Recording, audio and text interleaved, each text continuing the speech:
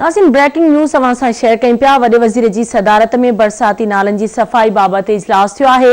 सईद गनी, मुर्तज़ा वहाब ऐं ॿिया अमलदार इजलास में शरीक थिया आहिनि। गुजर नाले सां गॾु 6985 घर ठहियल आहिनि। वॾे वज़ीर खे इहा आगाही ॾिनी वई।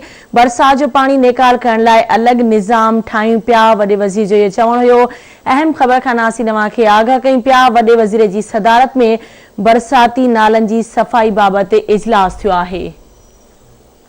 इन हवाले से तफ़सील मालूम कंदासीं। आवाज़ जो रिपोर्टर गाज़ी झंडीर असां सां लाइन ते मौजूद आहे। गाज़ी, कहिड़ा तफ़सील आहिनि, आगाह कजो।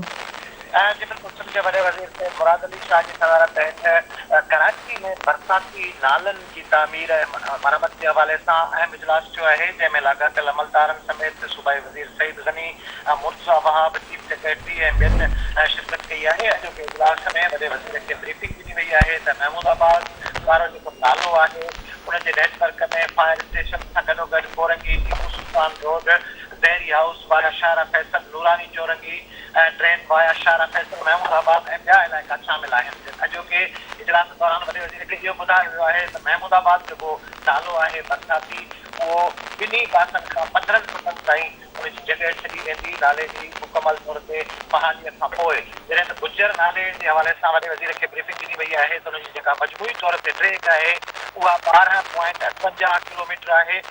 जॾहिं त जेको गुजर नाले जे भर पासे में आबादियूं आहिनि उहे 7000 जे लॻभॻि घर ऐं मुख़्तलिफ़ यूनिट्स आहिनि। अॼोके इजलास दौरान वॾे वज़ीर इहो हुकुम ॾिनो आहे त महमूदाबाद वारो जेको नालो आहे उनजो बाज़ाब्ता मॉडल डिज़ाइन तयारु कई वञे। हुन सां गॾोगॾु नाले जे ॿिन्ही तरफ़नि खां रोड पिणु ठाहिया वेंदा, जेके कराची शहर अंदरि बरसाती नालनि में कब्ज़ा थियनि था, जंहिंजे करे नाला सुकड़जी वञनि पिया ऐं बरसाती पाणी आबादियुनि में चाहे पवे थो। उन सूरत हाल खे मुंहुं ॾियण लाइ अॼु वॾे वज़ीर सख़्तु हिदायतूं जारी कयूं आहिनि त न रुॻो नालनि जी सफ़ाई खे यकीनी बणायो वञे ऐं उनजी बहाली जो कमु कयो वञे, पर नालनि ते मुस्तक़बिल में कब्ज़ा, नाजाइज़ कब्ज़ा क़ाइमु न थियनि, उन खां पिणु हिकमत अमली इख़्तियार कई वञे ऐं उनजे पहिरें मरहले में नालनि जे ॿिन्ही पासनि खां रोड क़ाइमु कया वञे। ठीकु आहे, मुंहिंजी वॾी महिरबानी गाज़ी झंडीर तफ़सील खां आगाह करण जे लाइ।